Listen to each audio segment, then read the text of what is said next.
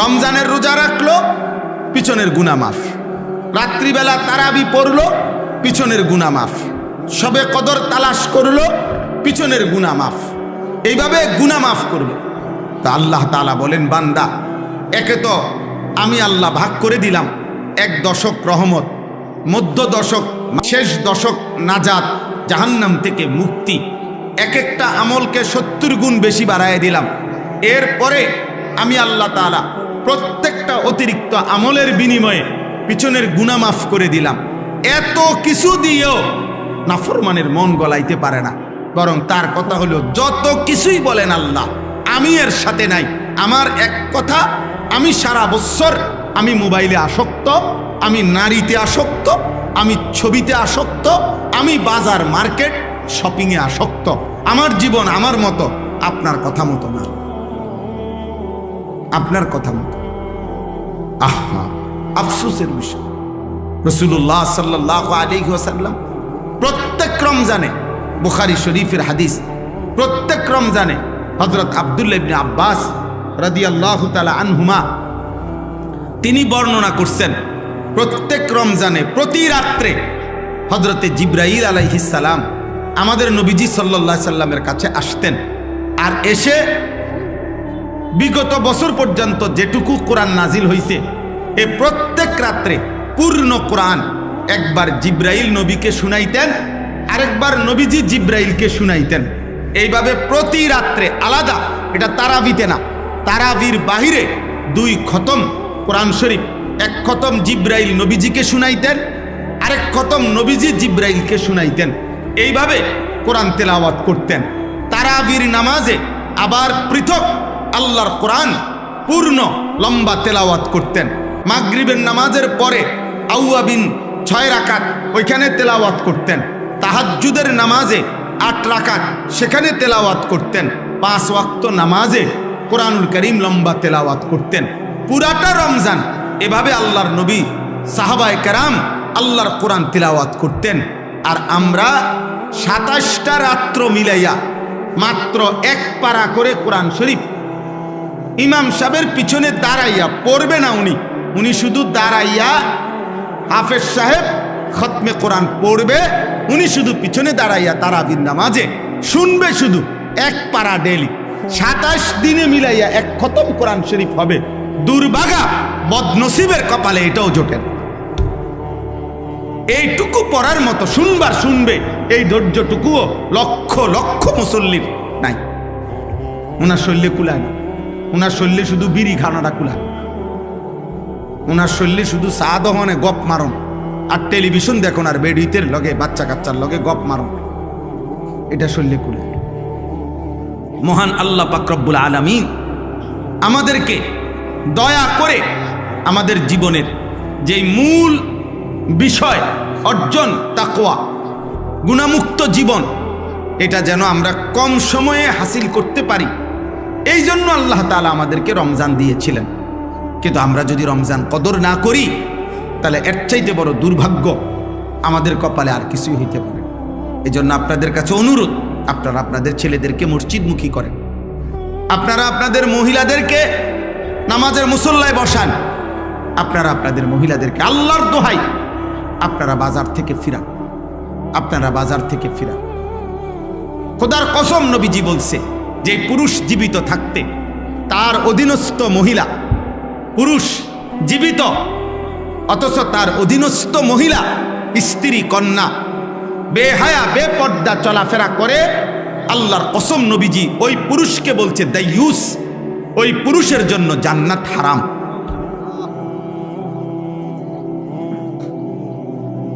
এটা মনে রাখতে হবে বাপ। দাইয়ুস বলা হয় মহিলাকে না। আমাদের সমাজে অনেক মানুষ বোঝে না এটা। মানুষে কথায় কথা বেড়িতে কয় তাই একটা দাইয়ুস মহিলা। না না না, মহিলা দাইয়ুস হয় না।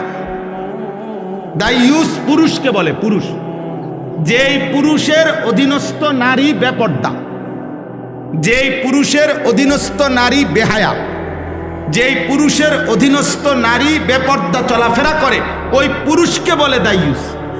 ওই পুরুষের জন্য জান্নাত হারাম। কথা বুঝছেন আমার কথাটা আপনারা?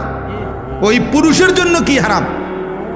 স্বামী বাইচা আছে, স্ত্রী বেপর্দা, বাবা বাইচা আছে, মেয়ে বেপর্দা।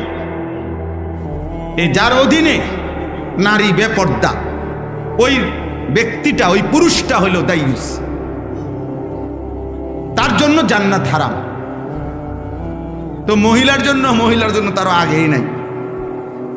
রাসূলুল্লাহ সাল্লাল্লাহু আলাইহি সাল্লাম বলছেন 500 বছরের রাস্তা, 500 বছরের দূরে থাকতেই, জান্নাত থেকে 500 বছরের দূরত্বে থাকতেই কোনো ব্যক্তির নাকে জান্নাতের ঘ্রাণ লাগবে। তো কিন্তু আল্লাহর নবী ওয়াদা দিছে, বেহায়া নারী, বেপর্দা নারী 500 বছরের দূরত্বে থাকেও জান্নাতের এই বেহায়া নারী ঘ্রাণও পাবে না, ঘ্রাণও পাবে। লাম ইয়াজিদনা রিহাল জান্নাহ, জান্নাতের ঘ্রাণও তার নাকে লাগবে। বেপর্দা নারী, বেহায়া নারী।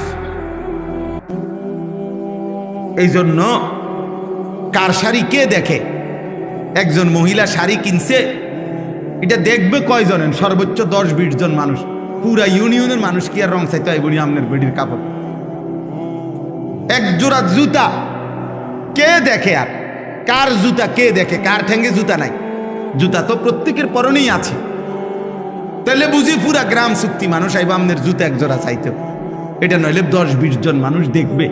এটুকুর জন্য আস্তাগফিরুল্লাহ, এত বড় রমজান, এত বড় রহমত মাগফিরাত নাজাতের মাস, এভাবে জবাই করে দেওয়া, এভাবে বিসর্জন দেওয়া, এভাবে কোরবান করে দেওয়া, এটা উচিত? এটা উচিত না, কোনোভাবেই উচিত না, কোনোভাবে উচিত। এজন্য স্ত্রীকে ফিরান, হাতে ধরে ফিরান, জোর করে ফিরান, যদি আপনি নিজে জাহান্নাম থেকে বাঁচতে চান। আর যদি মস্কারি করেন, হাসি দিয়ে উড়াইয়া দিলেন, অথবা বললেন হুজুর বলেন তো, বুঝি তো, পারি তো না, এই সমস্ত মস্কারি করলে ঠিক আছে আব্বা, দুনিয়া তো চলবে, কিন্তু আখেরাত চলবে, আখেরাত চলবে না।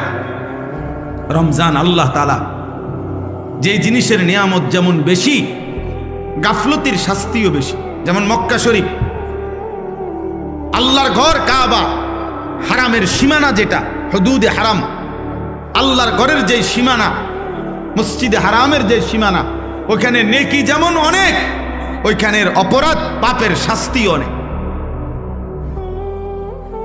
শাস্তিও অনেক। ঠিক রমজান মাসের নেকি যেমন অনেক, ওই সময় আল্লাহর গোসাও অনেক। এই জন্য হাদিসের মধ্যে আছে, আল্লাহর নবী সাল্লাল্লাহু আলাইহি সাল্লাম বলছেন, আপনারা বহু শুনছেন ওয়াজে এটা, যে রমজানের শেষ দিন হযরত জিবরাইল আলাইহিস সালাম নবীজির কাছে এসে, নবীজি তখন মিম্বরের মধ্যে উঠতেছিলেন, এই মিম্বরের মধ্যে উঠা অবস্থায় আল্লাহর নবী সাল্লাল্লাহু আলাইহি সাল্লামের কাছে জিবরাইল আসছে, আর আয়েশা শুনাইছে, ইয়া রাসূলুল্লাহ, যে ব্যক্তি রমজান পেল, মান আদরাকা রমাদান, যে ব্যক্তি রমজান পর্যন্ত হায়াত পাইছিল কিন্তু এত বড় রমজানে নিজের গুনাহ মাফ করাইতে পারে নাই, আল্লাহর সন্তুষ্টি অর্জন করতে পারে নাই, আল্লাহর নবী সাল্লাল্লাহু আলাইহি সাল্লামের কাছে জিবরাইল বলছে, ইয়া রাসূলুল্লাহ, ওই নাফরমানের উপরে আল্লাহর লানত, আমরা ফেরেশতাদের লানত। নবীজি বলছে আমিন, মানে আমি মুহাম্মদেরও লানত। যা তোর উপরে আল্লাহর লানত পড়ুক, তোর উপরে ফেরেশতার লানত পড়ুক, তোর উপরে আমি নবী মুহাম্মদের লানত পড়ুক, লানত পড়ুক। তুই একটা রমজান তবুও টেলিভিশন ছাড়তে পারল না, একটা রমজান তবুও মোবাইল ছাড়তে পারল না, একটা রমজান তবুও বিড়িখানা ছাড়তে পারল না, একটা রমজান তবুও সুদ খাওয়া ছাড়তে পারল না, একটা রমজান তবুও কাস্টমারকে ঠকানো, এই বাটপারি 2 নম্বরই ছাড়তে পারল না, একটা রমজান তবুও কি চুরি চামারি ছাড়তে পারল না, একটা রমজান তুমি মহিলা বেহায়া নারী একটা রমজান মাসে পর্যন্ত বেপর্দা বাজারে ঘুরে ছাড়তে পারল না। না ফরমান, এত বড় অসভ্য মহিলা হয়? মুসলমান নারী এতটা বেয়াদব কেমনে হয়?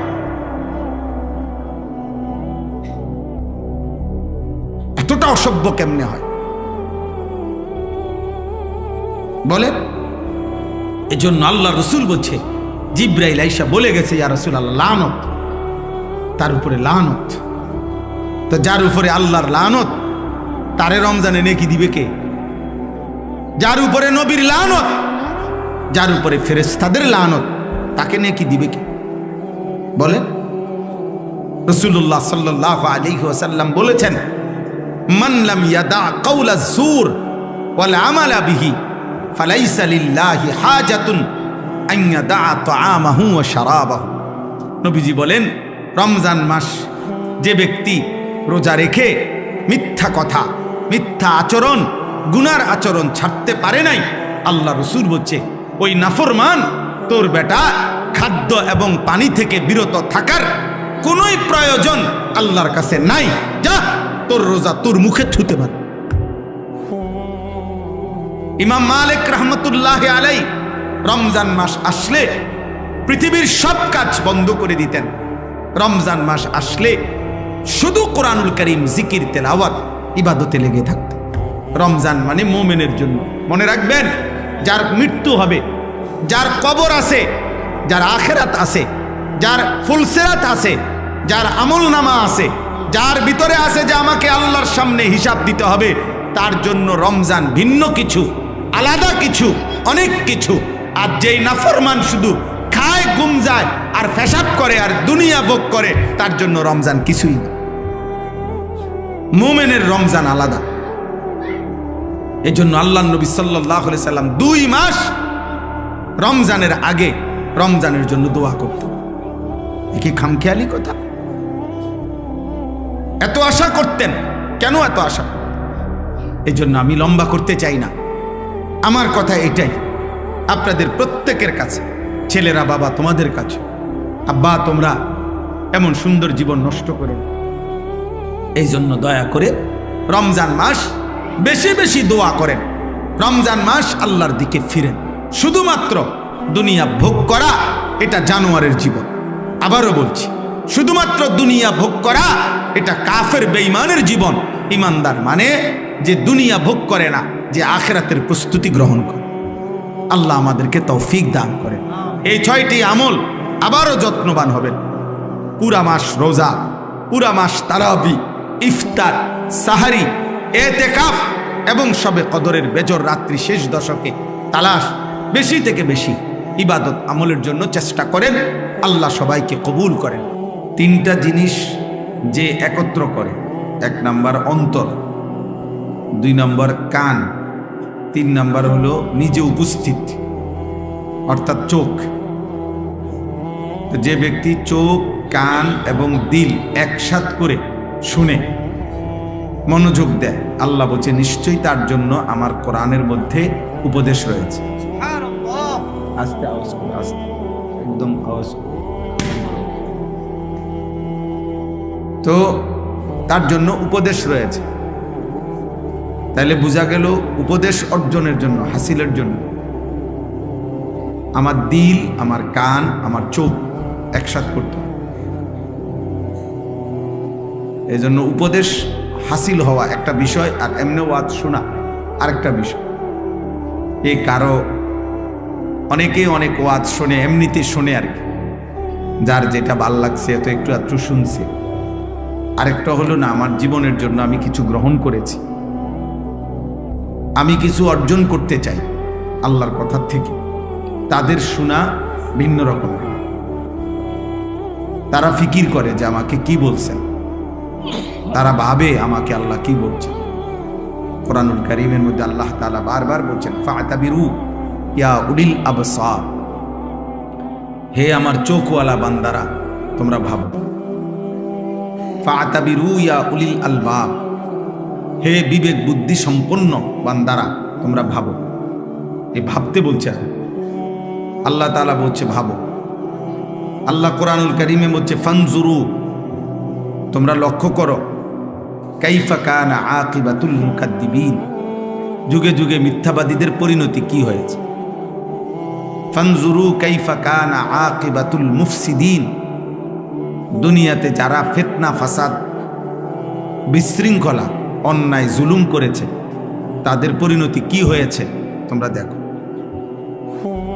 ফানজুরু কাইফা কানা আকিবাতুল মুনদারিন, যুগে যুগে যাদেরকে আল্লাহর ভয় দেখানো হয়েছে অথচ তারা পাত্তা দেয় নাই। তাদের পরিণতি কি হয়েছে তোমরা দেখো। ফানজুরু কাইফা কানা আকিবাতুল লাযিনা মিন ক্বাবলিহিম, তোমাদের পূর্ববর্তীদের পরিণতি কি হয়েছে তোমরা দেখো। এই আল্লাহ তাআলা বলছে দেখো, তুমি বোঝো, তুমি ভাবো, তুমি ভাবো। এজন্য এটা একটা জরুরি বিষয়, প্রত্যেক মানুষের জন্য এটা উচিত। যার বিবেক আছে সে ভাবে আমি কি করছি, আমার কি করা উচিত, আমি আছি কোথায়, যাব কোথায়, আসলাম কোত্থেকে, আমার আসলে দায়িত্বটা কি, আমার আসলে করণীয়টা কি। যেমন মনে করেন একজন পুরুষের মৌলিকভাবে 3টা পরিচয় আছে। যেমন আমি আনিসুর রহমান, এখন আমার 3টা মৌলিক পরিচয়। এক, আমি ব্যক্তি, মানে আমি নিজে ব্যক্তি হিসেবে আমি একজন।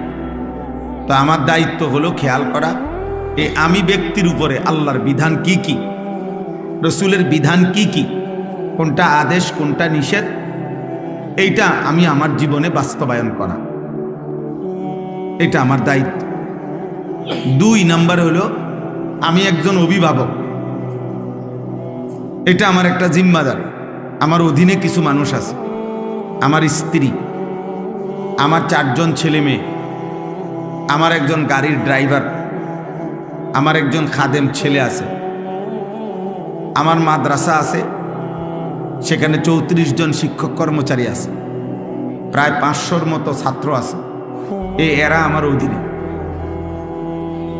আমি এদের অভিভাবক। এদের প্রত্যেকের ঈমান আমল আখিরাত হালাল হারাম পাক না পাক, আল্লাহ রসুলের বিধিবিধান মানে না না মানে, এটা খেয়াল করা, এর জন্য যথোপযুক্ত ব্যবস্থা করা, এর জন্য সর্বাত্মক চেষ্টা করা, তাদেরকে আল্লাহর উপরে ইবাদতের উপরে রাখার জন্য এটা আমার দায়িত্ব। এর জন্য আমাকে আল্লাহর কাছে জবাবদিহি করতে হবে। 3 নাম্বার হলো আমি একজন উপার্জনকারী, অর্থাৎ পুরুষ মাত্রই উপার্জন করে, কামাই রোজগারি করে, জীবন চলতে গিয়ে উপার্জন করে, চাকরি হোক, ব্যবসা হোক, দেশে থাইকা হোক, বিদেশ থাইকা হোক, কৃষি হোক, ক্ষেত খামার হোক, যেমনি হোক, পুরুষ মানুষ রোজগার করে। তাহলে আমি একজন উপার্জনকারী। এক্ষেত্রে আমার দায়িত্ব 2টা জিনিস লক্ষ্য রাখা। 1, যা উপার্জন করছি তা হালাল কিনা। 2, যা খাচ্ছি বা খাওয়াইতেছি পরিবারকে তা হালাল কিনা। আকলে হালাল, কাসবে হালাল, আমার উপার্জনটা হালাল কিনা, খাবারটা হালাল কিনা, এই 2টা খেয়াল করে। তাহলে এই 3 জিনিস বিবেকবান পুরুষ মুসলমান তার জিম্মাদার। 1, আমি আনিস, আমার উপরে আমার আল্লাহর হুকুম কি, আমার রাসূলের হুকুম কি, আদেশটা কি, নিষেধটা কি, সেটা ঠিকমতো পালন করা। আমার অধীনস্থ যতজন, ওদের ঈমান আমল আখিরাতের ফিকির করা আমার দায়িত্ব। আমি যা রোজগার করি যেভাবেই হোক, তো সেটা 1 নাম্বার হালাল কিনা, এবং যা খাই তা হালাল কিনা। এই বিষয়ে যে যত্নবান না, তারা সংসার করে ঠিক, জীবন চলে ঠিক, কিন্তু এলোমেলো। নিজের জীবনে আল্লাহ নাই, রাসূল নাই, আখিরাত নাই, পরকাল নাই, স্ত্রী একদিকে, জিফুত একদিকে, সবাই সবার মতো এমনি মুখে মুখে বলে আরে পরিবার, ফুতে কয় আরে হবে আমার আব্বা, কিন্তু আব্বা আব্বার মতো, ফুতে ফুতের মতো, স্বামী স্বামীর মতো, স্ত্রী স্ত্রীর মতো, ছেলে ছেলের মতো, মেয়ে মেয়ের মতো। প্রত্যেকের পছন্দ আলাদা, প্রত্যেকের চলাফেরা আলাদা, প্রত্যেকের রুচি আলাদা, প্রত্যেকের জীবন চলা আলাদা। বাপ জানে না ছেলেটা এমন চলে কেন, ছেলে জানে না বাপ এমন চলে কেন, স্বামী জানে না স্ত্রী এমন চলে কেন, স্ত্রী জানে না স্বামী এমন চলে কেন। এই লাগাম ছাড়া, এই গা ছাড়া মানুষ, এই খামখেয়ালি গাফেল মানুষ, এদের দুনিয়াও হতাশা, বরবাদ, আখিরাত।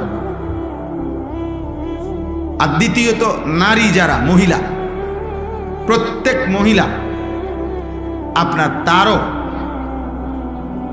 কমপক্ষে মৌলিকভাবে তার জিম্মাদারি যে 1 নম্বর হলো সে একজন নারী, তো তার নিজের উপরে আল্লাহর হুকুম কি কি, রাসূলের হুকুম কি কি, এটা জানা এবং পালন করা, এটা তার দায়িত্ব। 2, সে স্ত্রী, দ্বিতীয়ত সে স্বামীর সংসার করে, অতএব স্বামীর পরিবার স্ত্রী হিসাবে তার দায়িত্ব কি, এটা যথাযথভাবে আদায় করা, এটা তার আজীবনের জিম্মাদারি। 3, সেও অভিভাবক, অর্থাৎ বাচ্চার মা, তাহলে সন্তানকে লালন পালন করা এবং বাচ্চাদেরকে দিন শিখানো, আল্লাহ চিনানো, এটাও নারীর দায়িত্ব। তাহলে নারীরও মূল মৌলিক দায়িত্ব 3টা। 1, সে একজন মহিলা, কন্যা, নারী, এই আলোকে তার উপরে আল্লাহর হুকুম বিধান কি এটা জানা বুঝা। দ্বিতীয়ত হলো সে একজন স্ত্রী, এই হিসাবে স্বামীর সংসারে তার জিম্মাদারি কি এটা জানা এবং পালন করা। তৃতীয়ত হলো সে একজন মা, বাচ্চার সন্তানদেরকে আল্লাহ চিনানো, আখিরাত চিনানো, তাদেরকে দিন মানানো, আল্লাহর সাথে পরিচয় করানো, তাদেরকে ঈমান ইসলামের উপরে আগলাইয়া রাখা, এটা দায়িত্ব। এতটুকু দায়িত্ব যদি কোনো পুরুষ কিংবা নারী ভুলে যায়, তার আর মুসলমান কি রইল, আর আখিরাত কি হল? এজন্য আমরা এই ওয়াজ মাহফিল দিনে হোক রাতে হোক, সারা বছর আমরা এটা বুঝাইতে চাই যে আপনি আপনার দায়িত্ব বুঝে নেন, আপনি আপনার কর্তব্য বুঝে এরপরে ওই আলোকে আপনি আপনার কাজ করেন। আপনাকে বাজার, ব্যবসা, ঘর, সংসার, স্বামী, স্ত্রী কোনো কিছুই নিষেধ করে নাই ইসলাম, এগুলো তো আল্লাহই দিয়েছেন, নিষেধ করবে কেন? এই পৃথিবীর যত উপার্জন, এই পৃথিবীর যত আয়োজন, সব তো আল্লাহরই দেওয়া, তা আল্লাহ নিষেধ করবে কেন?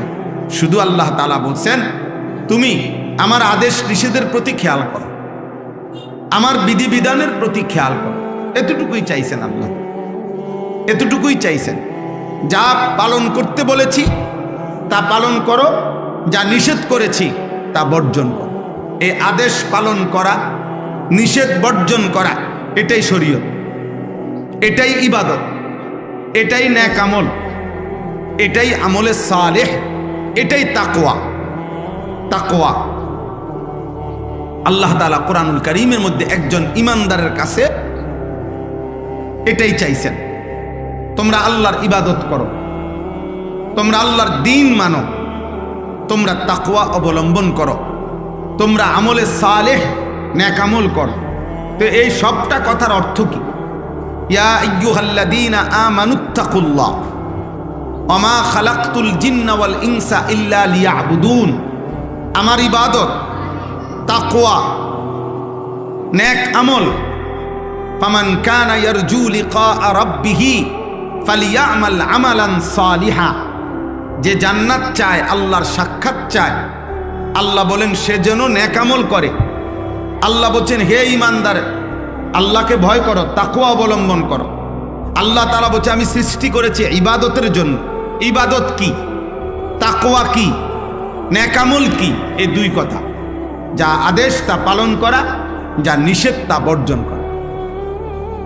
তারকুল মুনকারাত ফি'লুল খায়রাত, এটাই তাকওয়া, এটাই ইসলাম।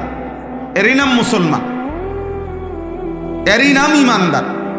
অতএব তাকওয়া যার মধ্যে নাই, ইসলাম যার মধ্যে নাই, গুনাহ থেকে বাঁচার মানসিকতা যার মধ্যে নাই, ও মুসলমান না। আল্লাহর ইবাদত করার মানসিকতা যার মধ্যে নাই, সে কোনো মুসলমান না। এই নাম সর্বস্ব, পরিচয় সর্বস্ব, কোনো কাগজে লেখা আছে এতটুকু, এই জাতীয় মুসলমানের 2 পয়সার কোনো ভ্যালু নাই। বরং মুসলমান মানে তাকেই বলে প্রতিনিয়ত, ঈমানদার তাকেই বলে প্রত্যেক দিন, প্রতিদিন, প্রতি মুহূর্তে যার মধ্যে এই কথার খেয়াল আছে যে আমার জন্য আদেশ কি, আমার জন্য নিষেধ কি, আদেশটা আমি পালন করব, নিষেধ আমি বর্জন করব। এই মানসিকতা থাকা চাই। কম বেশি হবে, কখনো আদেশ আমার আল্লাহর হুকুম ছুটে যাবে, কখনো আল্লাহর নিষেধ আমার দ্বারা হয়ে যাবে। হ্যাঁ, স্বাভাবিক, গুনাহ হতেই পারে, নেক আমল ছুটতেই পারে, কিন্তু এটা হলো একটা। আরেকটা হলো আমার মানসিকতার মধ্যেই নেক আমল করার কোনো ফিকিরে নাই, হালাল উপার্জনের কোনো চিন্তাইও নাই। এই সুদখোর 30 বছরই সুদখোর, মৃত্যুকেই বাটপার, প্রতিদিনই বাটপার, চোর ডেলি চোর, বেনামাজি একদিনও নামাজ পড়ে না, গালিগালাজ করে, কথায় কথায় অসভ্য, এই অসভ্য প্রত্যেক দিন অসভ্য, বিড়ি সিগারেট খায়, এই বেহুদা মানুষ, ফালতু মানুষ প্রতিদিনই বিড়ি সিগারেট খায়। তো বাজে মানুষ এগুলো, ফালতু লোক, এগুলো বাজে লোক, বাজে মানুষ। প্রতিনিয়ত প্রতিদিন যে যার ভিতরে গুনাহ ছাড়ার কোনো মানসিকতাই নাই, এবার এক তালে, এক রঙে, এক ঢঙ্গে প্রতিদিন গুনাহ করে, প্রতিদিন মিথ্যা বলে, নিয়মিত সুদ খায়, নিয়মিত ওজনে কম দেয়, নিয়মিত বিড়ি সিগারেট খায়, নিয়মিত গালিগালাজ করে, নিয়মিত টেলিভিশন, রঙিন সিনেমা, নর্তকীর ছবি দেখে। আস্তাগফিরুল্লাহ, এটা কি মুসলমান? এটা কিসের মানুষ এটা? তাইলে মুসলমান, মোমেন, আমাদের জীবনে ভাই তাকওয়া জরুরি, তাকওয়া জরুরি। আল্লাহ তাআলা ইমানদারের কাছে এটা চেয়েছেন। কোথাও বলছেন ইবাদত, কোথাও বলছেন আমলে সালেহ, কোথাও বলছেন তাকওয়া, কিন্তু অর্থ একই। আদেশগুলো পালন করো, নিষেধগুলো কি করো? বর্জন করো। খালাস।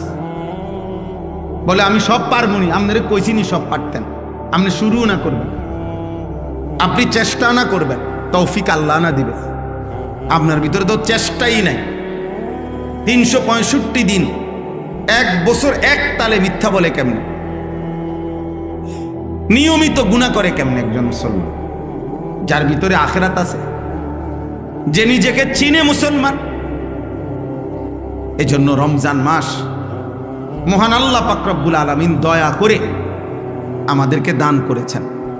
মূলত আল্লাহ তো চেয়েছিলেন 11 মাস 12 মাস বান্দা তাকওয়ার উপরে থাকবে, নেক আমলের উপরে থাকবে, ইবাদতের উপরে থাকবে। সারা বছর, সারা মাস বান্দা তুমি আমার একটা একটা হুকুম পালন করবা, একটা একটা গুনাহ ছেড়ে দিবা। আমি তো এটা প্রতি মাসেই তোমার কাছে চাইছিলাম, কিন্তু আচ্ছা ঠিক আছে, যাও। শয়তানের খপ্পরে পড়ে, নফসের ধোকায়, মনের হারাম চাহিদায় পড়ে, অসৎ পরিবেশ, অসৎ সঙ্গের কারণে পড়ে হতে পারে তুমি 11 মাস আমি আল্লাহর কথায় কোনো গুরুত্ব দিতে পারো নাই, ঠিকমতো ইবাদতগুলো করো নাই, ঠিকমতো গুনাহ বর্জন করো নাই। তো ঠিক আছে বান্দা, সব বাদ দাও, আমি আল্লাহ একের সব বাদ দিলাম। আমি শুধু প্রতি বছর আমি আল্লাহ তাআলা তোমাকে এই একটা মাস দিলাম, রমজান মাস, যাও সব বাদ দিয়া তুমি গুনাহ আইয়ামাম মা'দুদাত, একেবারে গুনাহ হিসাব করা এই একটি মাস শুধু গুনাহ বর্জন করো, একটি মাস শুধু আমি আল্লাহর হুকুম পালন করো। তো 11 মাসে বা 12 মাসে আমি তোমাকে যে তাকওয়া দিতাম, মুত্তাকি বানাইতাম, এটা আমি কমাই আনলাম। 1 মাসেই আমি আল্লাহ গুনাহ ছেড়ে দিলে, নেক আমল করলে আমি তোমাকে মুত্তাকি বানিয়ে দেব। 1 মাসেই যাও, ঠিক আছে, তবুও নেও, তবুও ভালো হও, তবুও নিজেকে সাজাও, আল্লাহকে ছেড়ো না, আল্লাহকে ছাইরো না, আল্লাহকে ছাইরো না।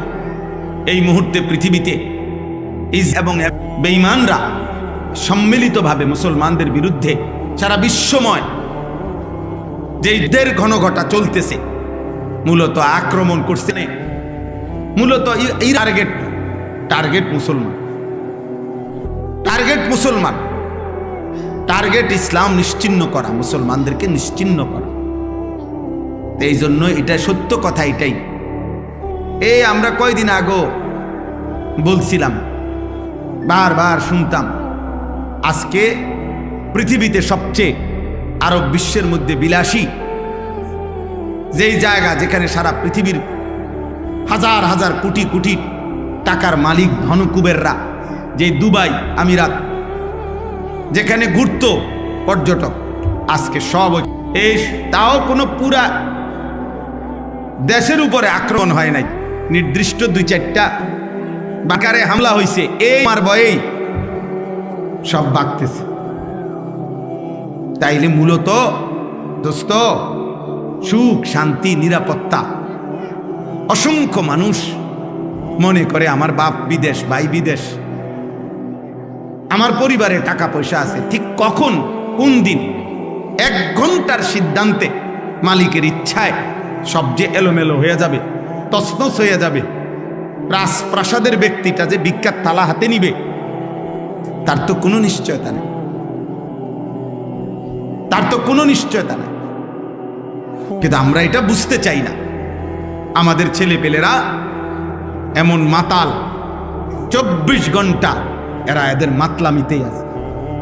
এরা এদের মোবাইল, এদের চুল, চেহারা, এদের বেনামাজি জিন্দিগি, অসভ্য জিন্দিগি, এরা এদের অসভ্যতা নিয়েই আছে। অভিভাবক সব আপনার, আমি কোম্পানিগঞ্জ বাজারে গেছি, আমি একজন ব্যবসায়ীর সাথে একটু দেখা করছি, পরে শুধু এতটুকু বলে আসছি, ভাই আমি তারাবির পরে আমো আপনার কাছে। অর্থাৎ এই পরিমাণ মহিলা যে আরো 3-4 জন মিললে আমারে রাস্তা করে দিছে, কোন রকম আমি বাজারের ভিতরে দিয়ে বাইরে শুধু হাইটে আসছি। সব মুসলমান। আহা, সবাই ছুটছে বাজারে। কিসের অভাব? কোনো অভাব নাই। রমজান দিয়া হবে কি, রহমত মাগফিরাত আমার কি দরকার, আমার নাজাতের কি দরকার?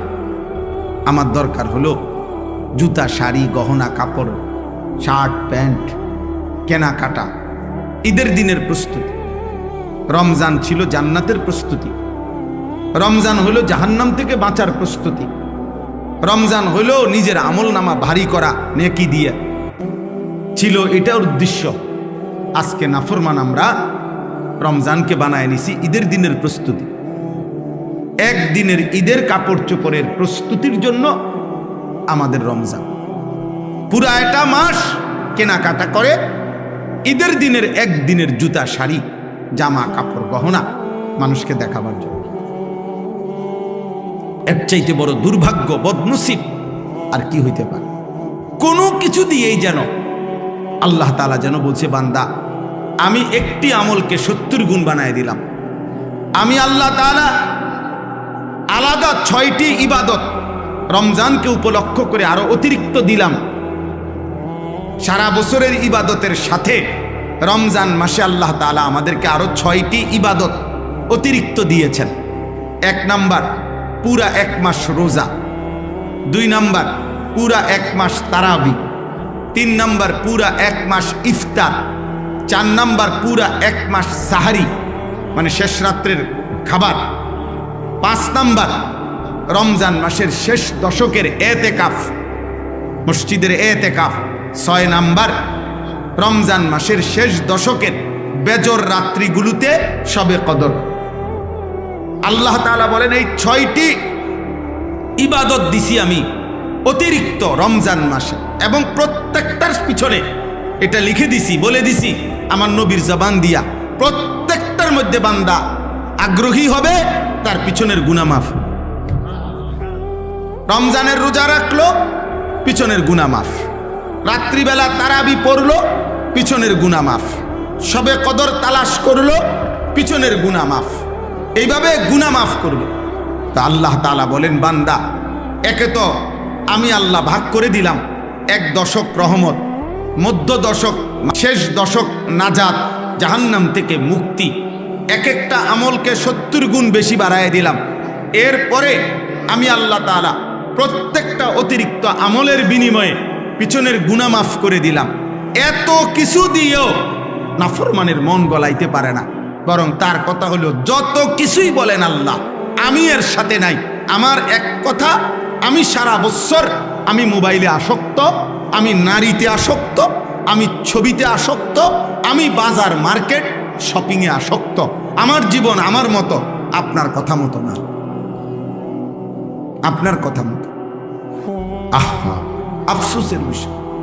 রাসূলুল্লাহ সাল্লাল্লাহু আলাইহি ওয়াসাল্লাম প্রত্যেক রমজানে, বুখারী শরীফের হাদিস, প্রত্যেক রমজানে হযরত আব্দুল্লাহ ইবনে আব্বাস রাদিয়াল্লাহু তাআলা আনহুমা তিনি বর্ণনা করছেন, প্রত্যেক রমজানে প্রতি রাত্রে হযরতে জিবরাইল আলাইহিস সালাম আমাদের নবীজি সাল্লাল্লাহু আলাইহি সাল্লামের কাছে আসতেন।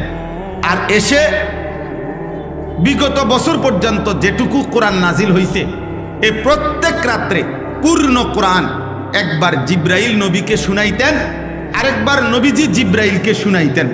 এইভাবে প্রতি রাত্রে আলাদা, এটা তারাবিতে না, তারাবির বাহিরে 2 খতম কোরআন শরীফ, 1 খতম জিবরাইল নবীজিকে শুনাইতেন, আরেক খতম নবীজি জিবরাইলকে শুনাইতেন। এইভাবে কোরআন তেলাওয়াত করতেন।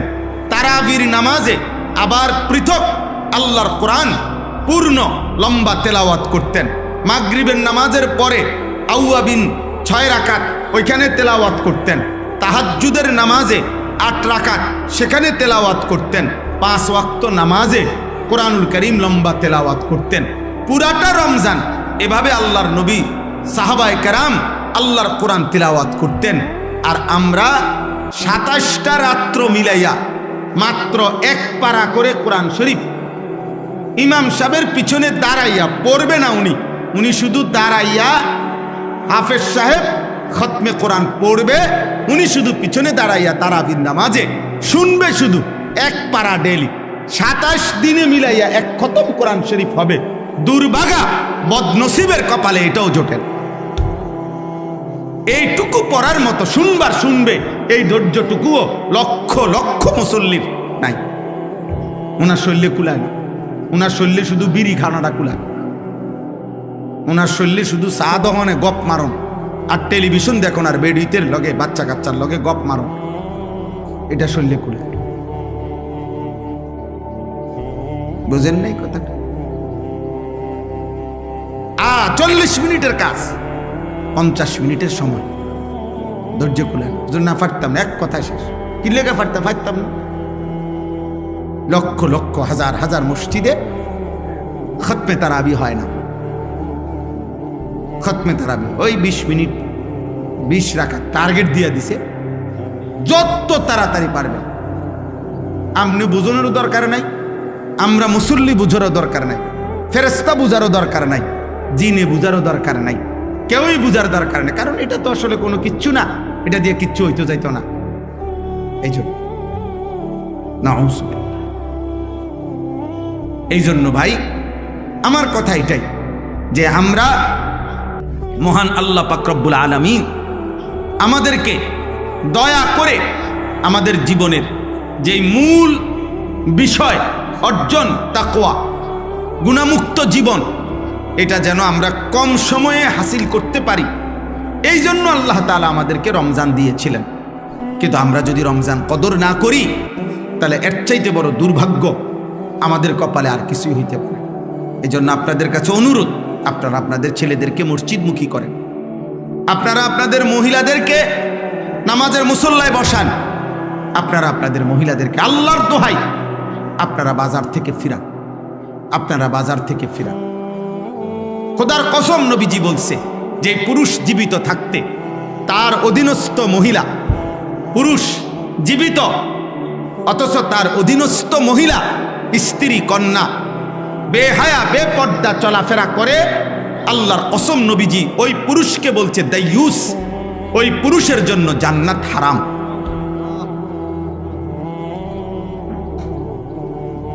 এটা মনে রাখতে হবে বাপ। দাইয়ুস বলা হয় মহিলাকে না।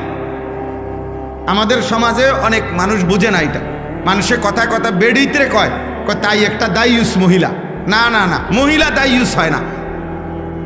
দাইয়ুস পুরুষকে বলে, পুরুষ যেই পুরুষের অধীনস্থ নারী বেপর্দা, যেই পুরুষের অধীনস্থ নারী বেহায়া, যেই পুরুষের অধীনস্থ নারী বেপর্দা চলাফেরা করে, ওই পুরুষকে বলে দাইয়ুস।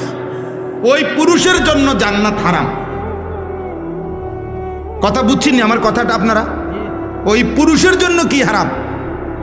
স্বামী বাইচা আছে, স্ত্রী বেপর্দা, বাবা বাইচা আছে, মেয়ে বেপর্দা, এই যার অধীনে নারী বেপর্দা, ওই ব্যক্তিটা, ওই পুরুষটা হলো দায়ুস, তার জন্য জান্নাত হারাম। তো মহিলার জন্য তারও আগেই নাই। রাসূলুল্লাহ সাল্লাল্লাহু আলাইহি সাল্লাম বলছেন 500 বছরের রাস্তা, 500 বছরের দূরে থাকতেই, জান্নাত থেকে 500 বছরের দূরত্বে থাকতেই কোনো ব্যক্তির নাকে জান্নাতের ঘ্রাণ লাগবে। তো কিন্তু আল্লাহর নবী ওয়াদা দিছে, বেহায়া নারী, বেপর্দা নারী 500 বছরের দূরত্বে থাকেও জান্নাতের এই বেহায়া নারী ঘ্রাণও পাবে না, ঘ্রাণও পাবে। লাম ইয়াজিদনা রিহাল জান্নাহ, জান্নাতের ঘ্রাণও তার নাকে লাগবে না। বেপর্দা নারী, বেহায়া নারী।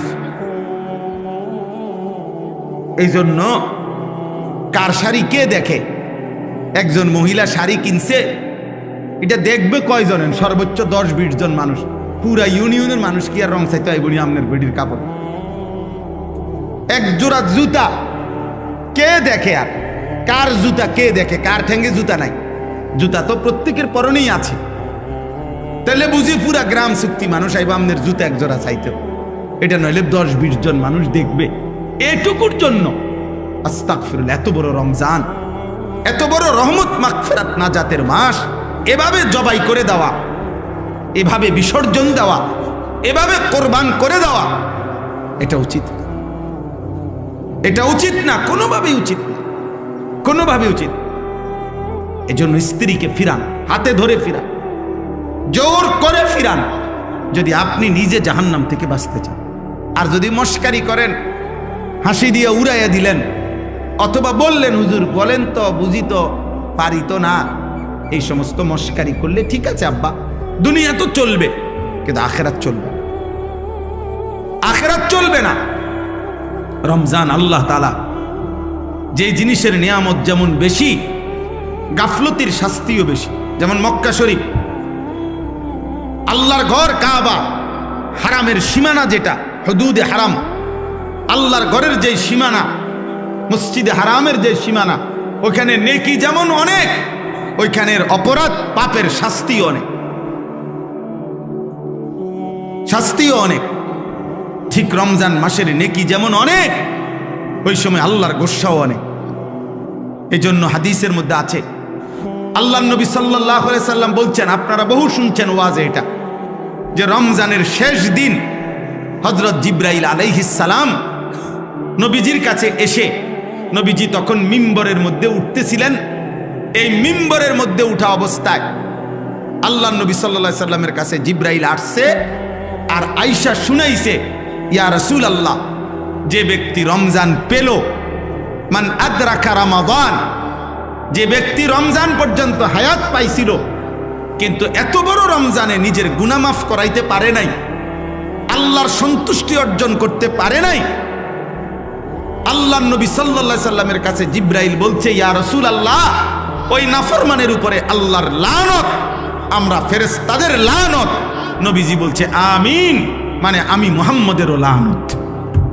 যা তোর উপরে আল্লাহর লানত পড়ুক, তোর উপরে ফেরেশতার লানত পড়ুক, তোর উপরে আমি নবী মুহাম্মদের লানত পড়ুক, লানত পড়ুক।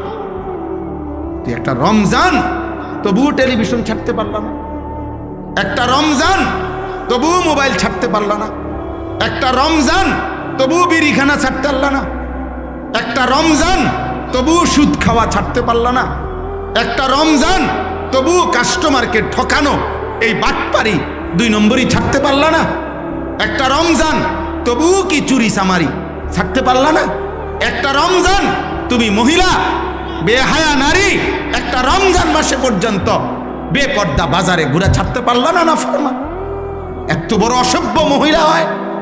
মুসলমান নারী এতটা বেয়াদব কেমনে হয়?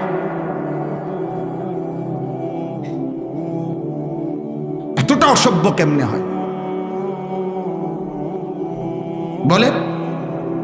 এজন্য আল্লাহ রসুল বলছে, জিব্রাইল আইসা বলে গেছে, ইয়া রাসূলুল্লাহ, লানত, তার উপরে লানত।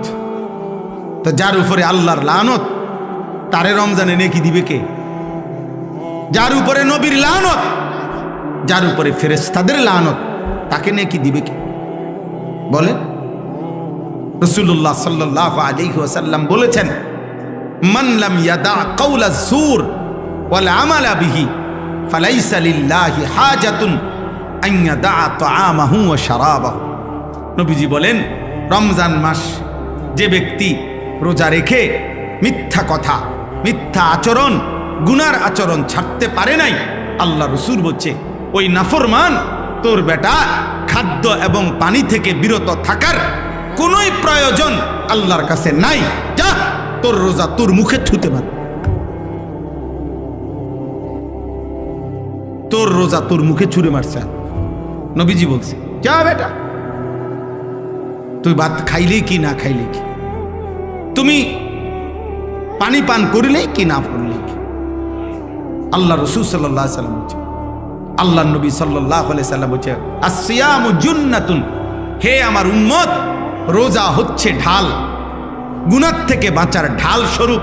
তলোয়ারের সাথে যেরকম ঢাল থাকে, ফালা ইয়ারফুস ওয়ালা ইয়াসখাব, অতএব রোজা রেখে কেউ একটা অশ্লীল কাজ, গুনার কাজ করো না, কাউকে গালি দিও না, মন্দ বলো না। ওয়া ইনিমরুন কাতালাহু আও শাতামাহু ফালিয়াকুল ইন্নিমরুন সাইম মাররাতাইন। নবীজি বলছে, হে ঈমানদার, রোজা অবস্থায় কেউ যদি তোমাকে গালি দেয়, কেউ যদি তোমাকে ঝগড়া করতে আসে, এমনকি লড়াই করতে আসে, যে কোনো রকমের, তুমি তাকে এক কথা দুইবার বলে দিও যে আমি রোজাদার, আমি রোজাদার ভাই, আমি তোমার সাথে ঝগড়াও করব না, আমি তোমার সাথে লড়াইও করব না, আমি তোমার গালির উত্তরও দেব না, তুমি যা মন চায় তাই বলো, আমি রোজাদার, আমি রোজাদার। কোরআনুল কারীমের মধ্যে আছে, হযরত জাকারিয়া আলাইহিস সালামকে আল্লাহ তাআলা রোজা রাখতে বলছেন, হযরত মরিয়ম আলাইহিস সালামকে আল্লাহ তাআলা রোজা রাখতে বলেছেন। কোন ব্যক্তির আল্লাহর পাকের অনুগত বান্দা হওয়া, নিজে আল্লাহর হুকুমে চলে, এটার প্রমাণ হিসাবে একটা চিহ্ন আল্লাহ তাআলা আদেশ করছেন, আপনি রোজা রাখেন। রোজাদার আল্লাহর প্রিয় বান্দা। রোজাদারের জন্য আল্লাহ তাআলা জান্নাতে আলাদা দরজা রাখছেন, ইউকালু লাহুর রায়্যান ইয়াদখুলুহুস সাইমুন। রোজাদারগণ শুধু ওই জান্নাতের ওই দরজা দিয়ে ঢুকবে। রোজাদার ঢুকা হলে অন্য কোনো বান্দা, অন্য কোনো ব্যক্তি ওই দরজা দিয়ে ঢুকতে পারবে না। রোজাদার। আর রোজা আল্লাহ তাআলার সিফাত, রোজা আল্লাহর সিফাত, অর্থাৎ খানা না খাওয়া, পানি পান না করা, স্ত্রীর সাথে মিলিত না হওয়া, এটা আল্লাহর সিফাত, আল্লাহর বৈশিষ্ট্য। আল্লাহ খায় না, আল্লাহ পান করে না, আল্লাহ স্ত্রী গ্রহণ করে না। তা আল্লাহ তাআলা বলে, বান্দা যখন কিছুক্ষণের জন্য আমার রঙে রঙিন হয়, তো বান্দার এই আমলের বিনিময় আমি আল্লাহ নিজ হাতে দিয়ে থাকি। আস-সাওমু লি ওয়া আনা আজজি বিহি, আমি বিনিময় দিয়ে থাকি। আর কোন কোন হাদিসে আছে, কোন রেওয়ায়াতে আছে ওয়া আনা উজজা বিহি, অর্থ হইল রোজাদারের বিনিময় আমি আল্লাহ নিজেই, আমি তোর যা বান্দা, যা লাগে নিস। কত বড় ফজিলত, কত বড় সুযোগ ছিল, কত বড়। আল্লাহ তাআলা নবী সাল্লাল্লাহু আলাইহি সাল্লামের মাধ্যমে শুনাইছেন এটা। রোজাদারের এত মর্যাদা বলছেন, এত মর্যাদা বলছেন। সেই রমজান মাসেও যদি কেউ 5 ওয়াক্ত নামাজ না পড়ে, আপনি তার কপালটা কেমন কপাল! আহ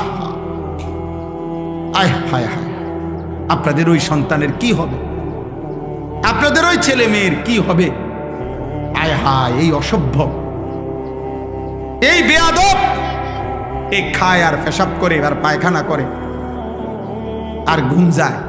আয় হায়, এই জন্তু জানোয়ারের জীবন। এক বেলা খায়, আরেক বেলা ঘুম যায়, আরেক বেলা পেশাব পায়খানা করে, এতটুকুই রাত পার করে, এভাবেই দিন পার করে। এ তো জানোয়ারের জীবন, এ তো জন্তু জানোয়ারের জীবন, হাইওয়ানের জীবন, গরু গাধার জীবন। এটা মুমিন মানে তো যে ইবাদত করে, মুসলমান মানে তো যে আল্লাহকে চেনে, ইমানদার মানে তো যে আখিরাতকে চেনে। আরে ওই দিন কিতাবে পড়ছি, একজন বিখ্যাত বুজুর্গ ছিলেন হযরত সুফিয়ান সৌরি রাহমাতুল্লাহ আলাইহি।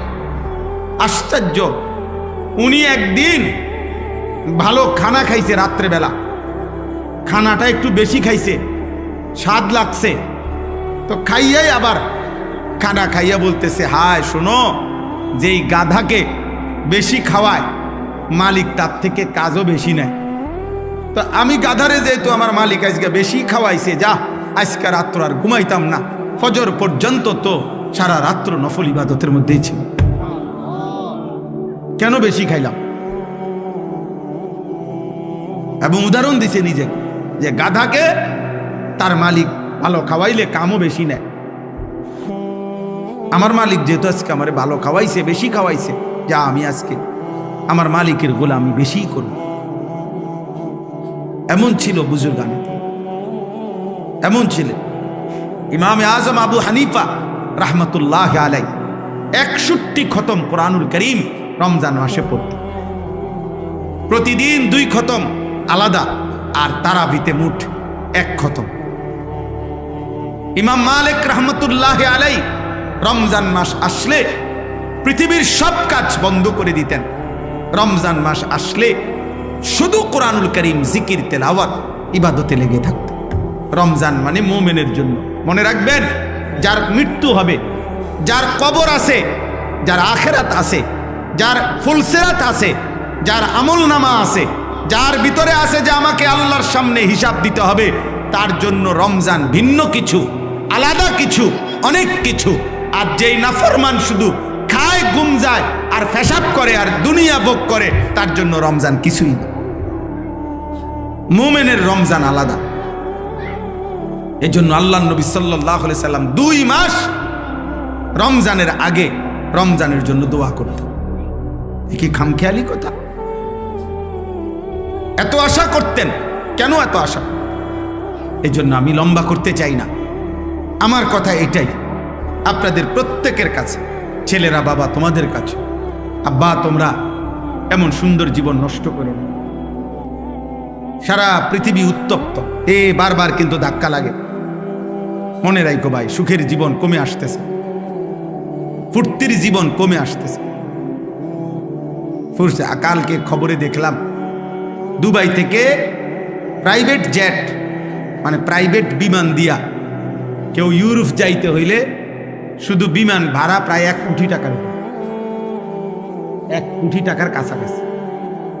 অর্থাৎ মানুষের সুখ, শান্তি, নিরাপত্তা আল্লাহ যদি না দেয়, কারো হাতে নাই, কারোর হাতে নাই।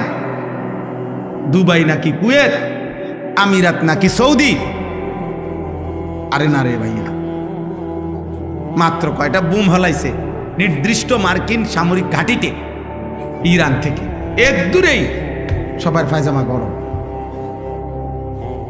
সবার হুড়াহুড়ি, দৌড়াদৌড়ি। অতএব সুখ কমে আসতেছে। এই দেখবেন সারা পৃথিবী অস্ত্রের ঝনঝনানি। প্রত্যেকটা রাষ্ট্রই তাদের নিজ নিজ শান দিতেছে, নতুন করে ধুইয়া মুচ্ছা সাফাই পরিষ্কার করতেছে। অর্থাৎ সারা বিশ্বব্যাপী আবারও এই হানাহানি, এই যুদ্ধ লাগবেই। এটাই পৃথিবীর পরিবর্তন আসবে। 1924 খ্রিস্টাব্দে মুসলিম খেলাফত, ওসমানী খেলাফত সর্বশেষ পতন হয়েছিল। 2024 পার হইয়া 102 বছর এখন রানিং, তার মানে পরিবর্তনের সময় হয়েছে। আল্লাহ তাআলা এই পৃথিবীতে নতুন একটা পৃথিবীর পরিবর্তন হবে, পৃথিবীর পরিবর্তন হবে। এই পরিবর্তনের মুখে এই নাফরমান, পাপী, এই অসভ্য, আল্লাহ চেনে না, আখিরাত চেনে না, অথচ মুসলিম শুধু নাম ধরে রাখছে, এরকম অগণিত নাফরমান হারায় যাবে। দেখেন, হারায় যাবে।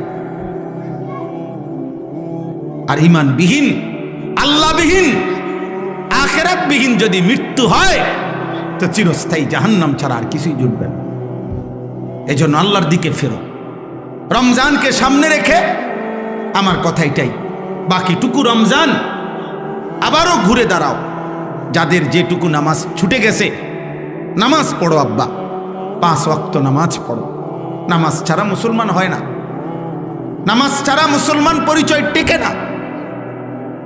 নামাজ পড়ো, রোজা রাখো, আল্লাহর ঘরে বারবার আসো, আল্লাহর কালাম পড়ো, আল্লাহর দিকে ফেরো। আমরা মুসলমানের জন্য পৃথিবীর কারো কাছে, কোন সংস্থা, কারো কাছে খোদার কসম আমাদের কোনো নিরাপত্তা নাই। আমাদের নিরাপত্তা, আমাদের স্বস্তি, আমাদের বেঁচে থাকা সবকিছু আমাদের আল্লাহর হাতে। কার হাতে? আল্লাহ। আর সেই আল্লাহরে বৃদ্ধাঙ্গুলি দেখাইলে, সেই আল্লাহ থেকে মুখ ফিরাই নিলে, সেই আল্লাহকে সেজদা না দিলে আমাদের শান্তি আসবে কোত্থেকে? আমাদের সুখ আসবে কোত্থেকে? আমি শুধু মরে গেলাম এটা তো না, আমাদের 4টা ছেলে মেয়ে আছে, ওরাও তো বাঁচবে আগামী দিন।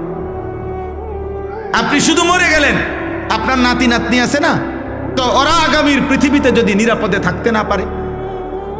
এই জন্য দয়া করে রমজান মাস বেশি বেশি দোয়া করেন, রমজান মাস আল্লাহর দিকে ফিরেন। শুধুমাত্র দুনিয়া ভোগ করা এটা জানোয়ারের জীবন। আবারও বলছি, শুধুমাত্র দুনিয়া ভোগ করা এটা কাফের বেঈমানের জীবন। ইমানদার মানে যে দুনিয়া ভোগ করে না, যে আখিরাতের প্রস্তুতি গ্রহণ করে। আল্লাহ আমাদেরকে তৌফিক দান করে। এই 6টি আমল আবারও যত্নবান হবেন। পুরা মাস রোজা, পুরা মাস তারাবি, ইফতার, সাহারি, এতেকাফ এবং শবে কদরের বেজর রাত্রি শেষ দশকে তালাশ বেশি থেকে বেশি ইবাদত আমলের জন্য চেষ্টা করেন। আল্লাহ সবাইকে কবুল করেন। এই মাদ্রাসা আল্লাহ তাআলা কবুল করে নেন। এই বছর শীত সিজনের মাহফিলে আমি ডেট দিতে পারি নাই, শুধু এই কারণে আসছি, মূলত আজকে আপনাদেরকে সাথে নিয়ে দোয়া করা। মাদ্রাসার জন্য আপনারা দোয়া করবেন। আপনাদের দান, আপনাদের সহযোগিতা, আপনাদের ভালোবাসা এই সব কিছু আপনারা সব সময় করে থাকেন। আমরা জানেন মাদ্রাসার শুরু থেকে আমি এই মাদ্রাসার সাথে সম্পৃক্ততা আছে আমার।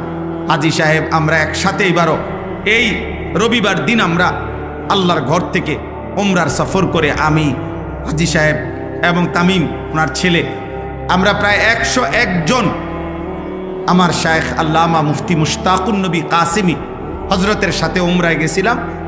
রবিবার দিন আমরা আসছি। তো এই জন্য আমরা এই মাদ্রাসার কথা হাজী সাহেব সেখানেও বারবার বলছেন আমাদের কাছে, আমরা আপনাদের জন্য দোয়া করি, এই মাদ্রাসার জন্য দোয়া করছি। এই জন্য আপনাদের সবার কাছে অনুরোধ, মাদ্রাসার পাশে থাকবেন, মাদ্রাসাকে ভালোবাসবেন, বলেন ইনশাআল্লাহ। মাদ্রাসা উম্মতের পাওয়ার হাউস, মাদ্রাসা উম্মতের বিদ্যুতের স্টেশন, যেখান থেকে দিন সরবরাহ। আমরা আজকে 2-4টা কথা আপনাদের সামনে বলতে আল্লাহ তৌফিক দিছে, তা আমরা কোনো না কোনো মাদ্রাসার ছাত্র। কি বলেন? আমরা কোনো মাদ্রাসায় পড়ছি না?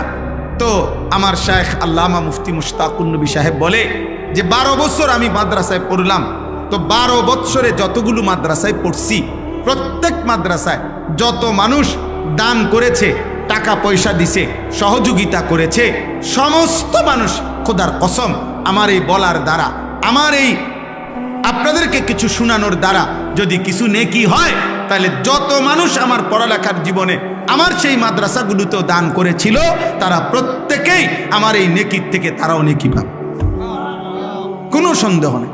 এই জন্য যত ছেলে হাফেজে কোরআন হয়, যত ছেলে আল্লাহর কোরআন পড়ে, আপনারাও তাদের নেকি পাবেন, আপনারাও তাদের। এই জন্য মাদ্রাসায় দান করতে যে অমুকের মাদ্রাসা না অমুকের মাদ্রাসা, মাদ্রাসা আপনাদের সবার, মাদ্রাসা কি আপনাদের সবার। এটা হাজী সাহেবের পৈতৃক সম্পত্তি না যে মাদ্রাসা এটা উনার মৃত্যুর পরে উনার ফুতেরা ভাগ করে করে 2 রুম নিবগা, অথবা উনারা ছাত্র 30 জন, এক একজন ফুতে 10 জন করে ছাত্র ভাগ করে নিব।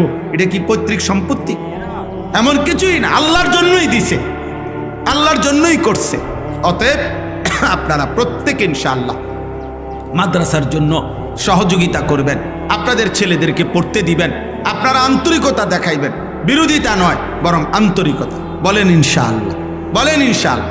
আজকেও রমজানের এই বরকতময় মাসে আপনারা প্রত্যেকে, আপনাদের কাছে আমাদের ছেলেরা যাইতেছে, দয়া করে প্রত্যেকে আপনারা আপনাদের পকেটে হাত দেন। মাদ্রাসার জন্য যেটুকু হয়, যার যেটুকু সুযোগ হয় আপনারা সহযোগিতা করেন, আল্লাহ বরকত দেবে। 2টা ছেলেকে এখন পাগড়ি দেওয়া হবে, এরপরেই আমরা দোয়া করতেছি। দোয়া করে এরপরে আমরা আসরের নামাজ ইনশাআল্লাহ পড়ব। তাও 2জন